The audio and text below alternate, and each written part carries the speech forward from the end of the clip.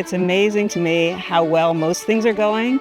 There's still tons of things that need to get ironed out, but in general, people have really settled in like it's home in a way that's just remarkable and feels really good.